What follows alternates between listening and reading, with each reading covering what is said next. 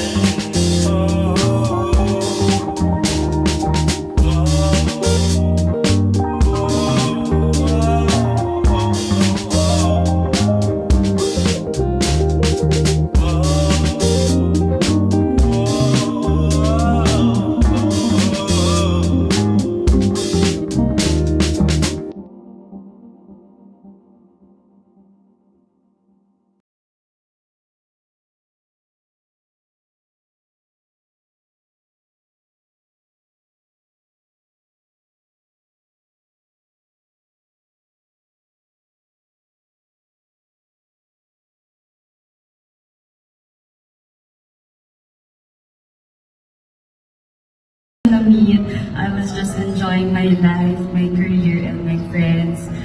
In a way, I kind of let go of the idea or concept na I'll be in a relationship or more so being married. But I'll also admit na sabi kasi effective ang manifestation. So, nagsulat ako ng to my dear future husband. A year after, we had an opportunity to work together and doon kita mas nakilala. At that time, akala ko nakilala na kita ng Soldier's Heart. Nakita ko nun yung character na responsible ka kasi di ka namin nakasama. Kuyang-kuya ka sa lahat. At lagi ka lang naglalaba or nag-workout. But as I got to know you better, ang lalim pa pala na you have a lot of good qualities na talagang aligned sa na-imagine kong gusto ko makasama sa buhay. Nakita ko yung goals mo, aligned sa goals ko, and yung pagiging family-oriented mo, kung paano mo kami alagaan, and kung paano ka ka-selfless when it comes to your loved ones. At lalo na kung paano ka sa family ko. Siguro, yun yung pinaka-sign sa akin na ikaw yung para sa akin.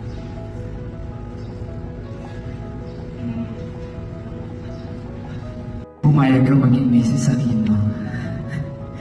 Nagpapasalamat ako sa nasa itaas dahil hindi niya ako binigo. Nagdasal ako ng kapayapaan at yan ang binigay niya sa pagkatao mo, mahal. Salamat, mahal, dahil simula sa araw na to, binibigyan mo ako ng pahintulot na buwisigin ka sa araw-araw. Binibigyan mo ako ng pahintulot na marinig ang magarbong halakhak mo at mga kwento. At higit sa lahat, binibigyan mo ako ng pagkakataon na piliin ka sa araw-araw.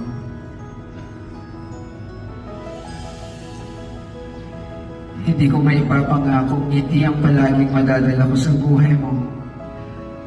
Ang maipapangako ko ay kapag kalanood na ang mga damdamin natin sa sama ng loob sa isa't isa, kapag may mga araw na hindi naman tayo pagmamahal natin dalawa, hindi ko pa rin makakalimutan na mahalin ang pagkatao mo, pahalagahan ang pagkababae mo, at ingatan ang puso mo.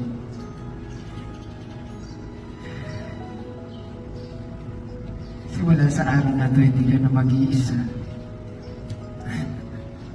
Palagi ka na may kasangga. Nandito lang ako palagi sa likod mo o sa harapan mo. At bibigyan ka ng kumpiyansa. Isa kang